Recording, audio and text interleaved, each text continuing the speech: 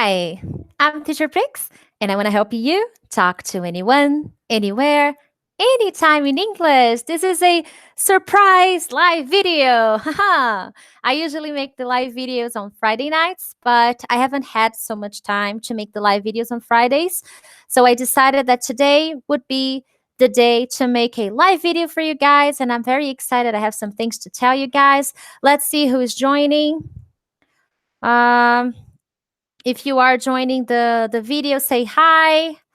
I want to know who you are, where you're from. Thank you so much for joining also. It's really nice to see you here. I'm trying to be able to see the chat. Hi, Jaime, how are you? Because my page is a little bit different, so I'm having trouble reading the chat. Where is it? Hi, I see more people are joining. Oh, okay, the chat is updating. Hello, everybody. Surprise live video. Haha. I'm very happy today. I just updated the art of my channel. Have you seen it? It's beautiful. It's new. I'm so happy about that. Did you like it? Let me know here in the chat if you liked the new art. I also changed the arts of my Facebook page. I'm very proud of the results. I see lots of people are joining, people from Ukraine, from Manaus, this is great, from Sudan, that's awesome. Oh, I miss you too, Jaime, in my live videos. I intend to make more live videos. The beginning of the beginning of this year has been a little bit busy, but I definitely want to include more live videos here on my channel, okay? If you don't follow me on Facebook, I will start posting 1-minute videos on Facebook. So if you have a Facebook account, make sure to follow me there because these videos will only be uploaded on Facebook. They're very nice and very short and will definitely help you improve your English. Oh, someone from Rwanda. Francisco from Brazil. Oh, from France. That's awesome. From Jordan. That's awesome. So many people. That's what I like about English, you know? English connects people from all over the place. And I am so grateful to have you here tonight. Well, for me, it's tonight. Oh, from Syria. That's amazing. Shabbat. Thank you. From Venezuela. That's wonderful. So I really like this fact about the language. And that's why I decided to make this live video tonight to talk about English fluency. I'm always trying to find subjects that you guys would be interested, and I'm always reading the comments. Sometimes I may not have the time to reply all comments. I try really hard to reply as many comments as possible, but I'm always taking the comments into account because they give me ideas and suggestions of what I can talk about. And one thing that I see a lot of you guys asking and making comments and sharing your experiences is about fluency. Is about how to be fluent in English. Oh, someone from Poland and Ecuador. That's wonderful. Marianne from Egypt. Awesome. So people from all over the place. This is so cool. Anyways, back to the subject. I really today will be a little bit short because it's Mondays is a very busy day for me. I have classes and students, but I wanted to be here with you guys because you are my student as well. So this question is, I listen to this question and read this question so often. I want to be a fluent English speaker. When am I going to be an English speaker, a fluent English speaker? How long does it take to become a fluent English speaker? However, one thing that many English students don't understand, don't realize is what exactly is to be fluent. Do you know what is it in your opinion? Okay, what is to be a fluent speaker? I would love to see here in the chat. And if you are watching the replay, thank you so much. I hope this video helps you, and I hope you can subscribe so that you can watch all my videos every week here on my channel. But I would love to hear from you, to read your comments on what is to be a fluent speaker. And that's what many students fail to realize. What is exactly to be fluent? Before I tell you what I feel fluency means, I wanna tell you. I wanna give you an example that's gonna make it easier for me to explain. Um, do you run? Does any of you? Does any person here run? Do you like to run? Have you ever run a race before, or even a marathon? I like to ask my students, how do you run a marathon? A marathon is basically 42 kilometers. It's a very long distance. It's a very hard race that you need a lot of energy, and you need to be very healthy to be able to run a marathon. But if you want to prepare yourself to run it, how do you do it? First, you start with short distances. You practice the short distances, and you do it every morning. You wake up every morning very early, and you run for a short distance for a short period of times until you get really good at it, until you don't feel so tired, until you can run it very quickly, until you can finish very fast. That's how you start. After you feel a little confident, you mastered the short runs, then you go to a little bit longer ones, not very long yet, but now it's time to do something more, to do something more challenging. So you do a longer distance, not very long distance, but a little bit longer. And you do it every morning. You stay healthy, you eat healthy food, you practice every morning. And after some time, you can go to a longer distance that will really prepare you for the marathon, for the 42-kilometer distance. And when you get to that point, when you're trying to run longer distances, you really have to work hard. You have to do a combination of exercises, short distance, more like a medium distance, and long distance. You have to do a combination of everything, because that is going to prepare you. Ultimately, that's what's going to prepare you, a combination of the three kinds of races: short ones, a little long ones, very long ones. That's what's going to prepare you. I like to compare this with English. What's going to prepare you for fluency is a little bit of the basic, a little bit of the advanced, a little bit of the intermediate. And if you don't practice the basic, you will not be a strong intermediate. And consequently, you will not be able to run the marathon, the advanced level. That is exactly what happens to fluency. So many students who ask me this question, they are probably between pre-intermediate level and intermediate level, and they are feeling a little bit lost because they don't know what to do to be fluent, but at the same time, they are not working hard on the level they are right now, on the short distances or on the median distances. And this is what you need to understand. To reach the top, you have to go to all the levels before you get there. You can't skip any part of the process. And this is something that I have noticed that happens to many students. And maybe it's not because you want to do that. Sometimes it's because you unconsciously do that. You're so worried to being an advanced speaker that consequently you start to ignore very important aspects of the language.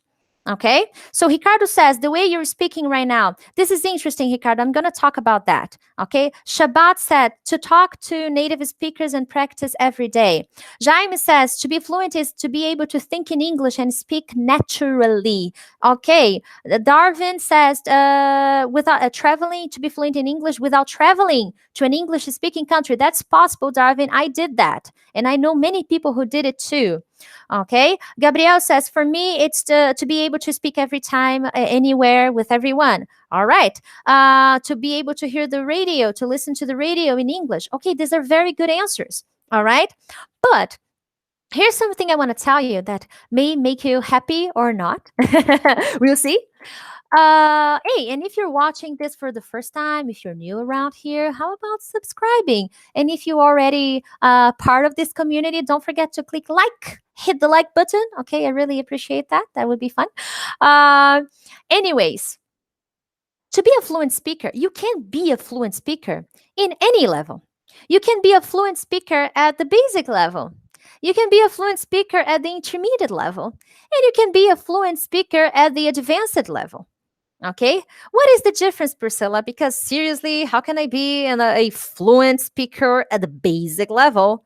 Well, I know many students, many English speakers who believe they are intermediate speakers, but they are not fluent basic speakers because they make all kinds of basic mistakes.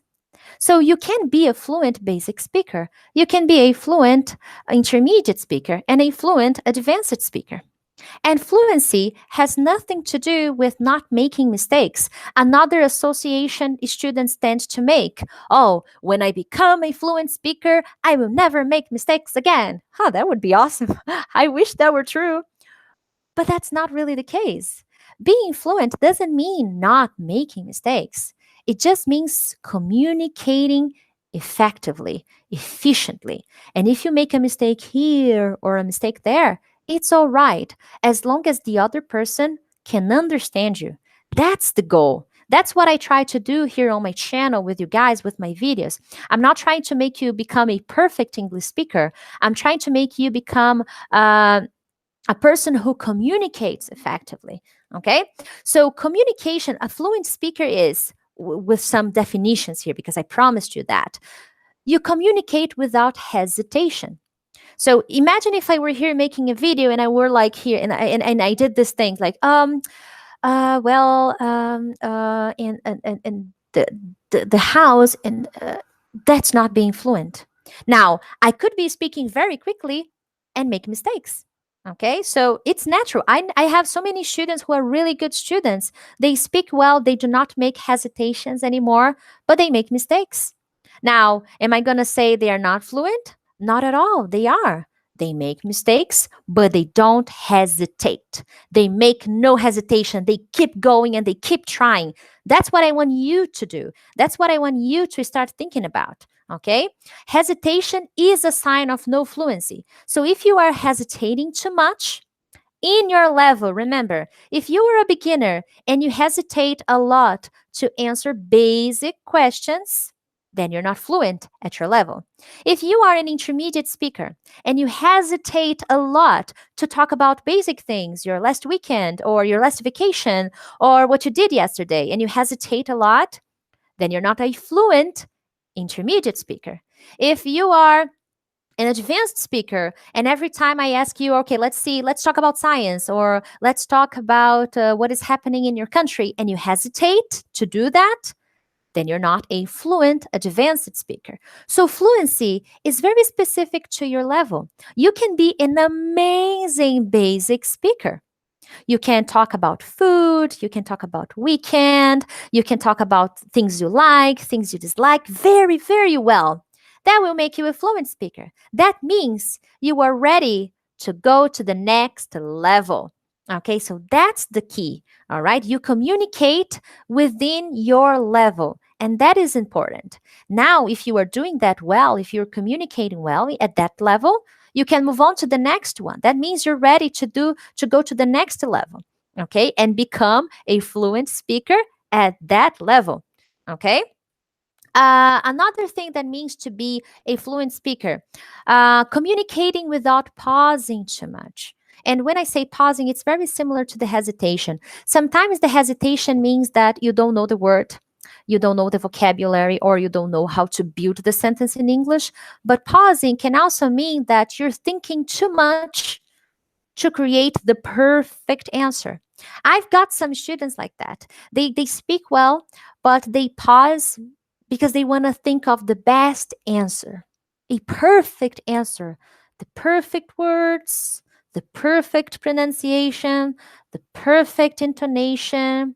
And perfect doesn't exist. And consequently, they pause too much. They have a good level of understanding, they write well, they can speak well, but they pause so much that I cannot say they are fluent speakers.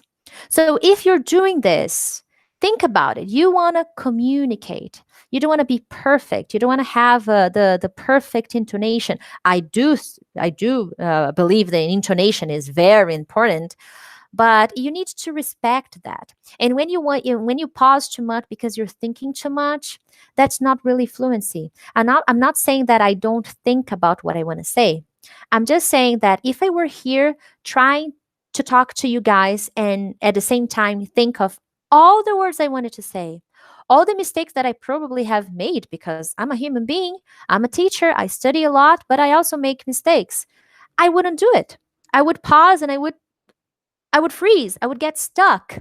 So this is something you need to work at your level. So if you are a beginner and you're pausing a lot to construct the sentences, it's natural. You are starting your journey. So you need to work on that. You need to do some exercises that will help you change that. Okay. If you are an intermediate speaker who is pausing a lot, now you have probably learned a lot of structure, and consequently you're trying to bring everything together. There's a lot of information. So it's something you need to practice before you go to the next level. To an advanced level. And when you are an advanced speaker, even more. So pausing means you're not a fluent speaker. If you're pausing too much to think about the exact words you have to say, that means you're not a fluent speaker. It has nothing to do with perfection, with the best words, with the best vocabulary. Okay. Someone says, I have a question for you, Lillian. Is it possible to achieve fluency without living abroad for a while? Yes, it is possible. Someone had just said that. You don't need to travel to another country to speak English fluently. What you need to change is your concept of English fluency. Again, what I'm explaining here is the concept of fluency, that you can be fluent at any level. Okay, you have to respect your limitations. So if you are a beginner, you're probably not watching this because it's going to be more difficult. But if you are a false beginner, you have good listening, but you can't communicate, you're probably a false beginner. You have to respect your level. You are a beginner. So you have to be fluent at your level. Okay, hi, Israel, how are you? And if you are an intermediate speaker, you have to respect that. Now, you don't need to go to another country to become a fluent speaker. That is a misunderstanding that people have. Because what happens when you travel to another country? You're not working because, well, you left your country. Now you are in the US or in Canada or in Australia. So consequently, you are dedicating all your time to English. So in the morning you go to school, probably in the afternoon you go to school, then probably after school you go to the movies or you go around the city. So you are studying English all day long. Of course you're going to learn.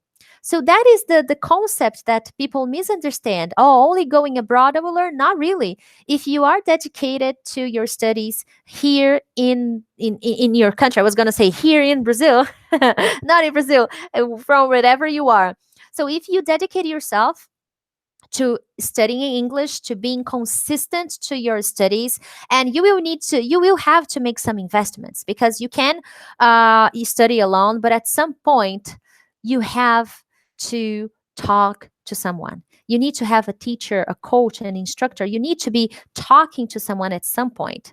You can study alone, and I have met many people who studied alone, but at some point, all these people I know invested in an English class, an online class to talk to people. So at some point you're going to have to do that. So maybe not at first at the beginning, but at some point you're going to have to do that. Jaime says, how can I be a fluent beginner speaker? Jaime, you need to think about all basic conversations that you need to be able to master. So for example, if I have a beginner student and I ask, how was your weekend? And this student doesn't know how to answer, that is not a fluent speaker. You need to be able to talk about your weekend as a beginner. You need to be able to talk about likes and dislikes. Oh, someone from South Korea. I cannot read your name.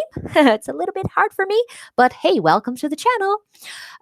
So as I was saying, you need to be able to master basic conversations, likes and dislikes, hobbies and interests. You need to be able to talk about future plans, basic future plans, basic past activities, things you did. You need to be able to introduce yourself to people. You need to be able to talk about your job. Okay, this is something that is very relevant. Imagine you go to an English school abroad, and on the first day you have to introduce yourself and you have to talk about your job. Think about 3 phrases that would define your job, that would explain your job well. That's what I do with my basic students. We talk about very basic subjects, and then I make this student become a master at talking about very simple subjects. And at the basic level, we repeat that, and we repeat it, and we repeat it until that student completely feels comfortable, completely talking about those subjects. That's how you know you are a fluent beginner, because then you can move on to another level and start to learn different things, more challenging things. Okay. Darwin says, I can understand people that speak English as a second language, but I can't do it with native people. So here, Darwin, it's what can you do? You need to work on your listening like 24/7. So if you can't understand native speakers, you need to expose yourself to native speakers. You need to listen to a variety of different shows, radio shows, podcasts, videos. One thing that I work with all my students that start with me have listening problems. They understand me, which is awesome. It's a win, but they have problems to understand native speakers, and that is natural. So because they study with me every week they have a listening challenge. Every week they have to listen to a different native speaker, and that is building these skills. So this is something that you have to persist and keep doing if you want to improve your listening. And remember, a variety of materials. For example, I like to listen to all kinds of things: motivational videos, recipes, interviews, science videos, history videos, because I want to be able to understand all kinds of people from different places speaking all kinds of subjects. So this is something that you need to be working on all the time. Okay. Uh, Tung Gui is asking, how can I learn phrasal verbs? Specific situations, I would say, by context. I have had many students who showed me their phrasal verb books. And there were so many kinds of phrasal verbs for all kinds of situations, but that's not a very effective way to learn phrasal verbs. You need to learn phrasal verbs that will be relevant to you, that will be important for your everyday English. Okay, so if you just watch videos on YouTube, oh, okay, I will learn 100 phrasal verbs with get. That's not a good idea. Now, I just posted a recent video of 12 phrasal verbs to talk about daily routine. It's a very specific conversation. Daily routine is a conversation, is a subject that everybody has to talk about. I ask this question to all my students, basic or fluent, advanced. Why? Because it's a very common subject. And this is the kind of subject that can help you learn phrasal verbs. And then after you become a master of phrasal verbs for daily routine, how about changing the subject? How about learning phrasal verbs to talk about your interests, things you like to do? That's a good way to learn phrasal verbs. Okay? And King, he is afraid of speaking in English and making mistakes. This is another problem to English fluency. If you are afraid, you will never be fluent because the fear will stop you from communicating. Because what does fear do? Fear stops you. Fear doesn't let you answer a question. Fear doesn't let you share your opinion. And fear is what is going to stop you from getting to the level you want. So the first thing you need to do is fight your fear. Talk and make your mistakes and make the silly mistakes, the silly pronunciation mistakes, and keep going. Fight it. Because the best way to overcome fear is by fighting it. And how do you fight fear of speaking? Speaking. Okay, so this is, I've had many students who started with me and they were really afraid of communicating. They were very fearful of speaking and making mistakes because the fear, I think the fear is very connected to the rejection, not being able to understand. Because I believe that what's happening inside your head is you're thinking about what the person will think about you.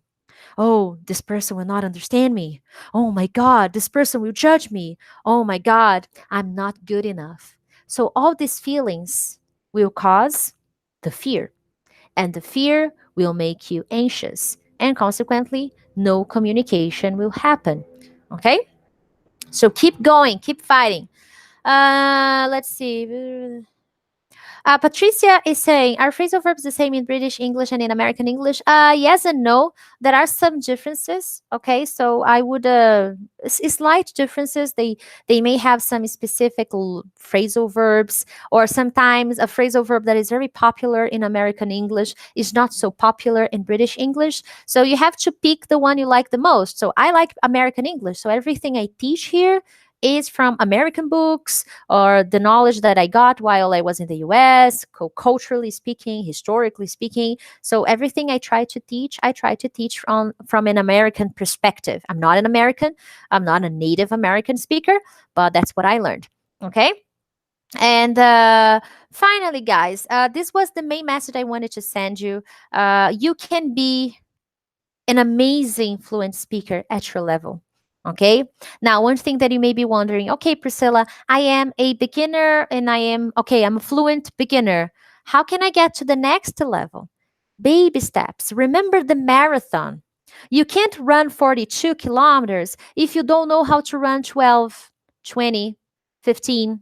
So you have to master all the kilometers one by one.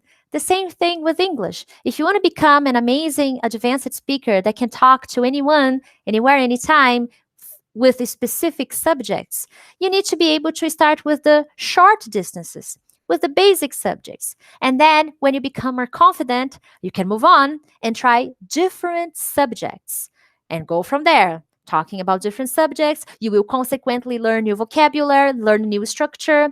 And when you feel confident at that, you can get ready to go to another level and try to face the challenge of the advanced level.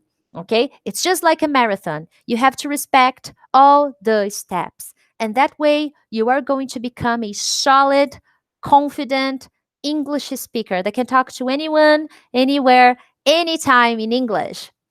Very well, guys, I gotta go. I hope you enjoyed this live video, and I hope you liked the new art on my channel, on my Facebook. Remember to like my page if you haven't already. I will be posting 1-minute videos on Facebook only. Okay. Anyways, guys, I hope you all have a good night if it's night for you, or a good day if it's a new day for you. Thank you so much, and I'll see you next time. Bye bye.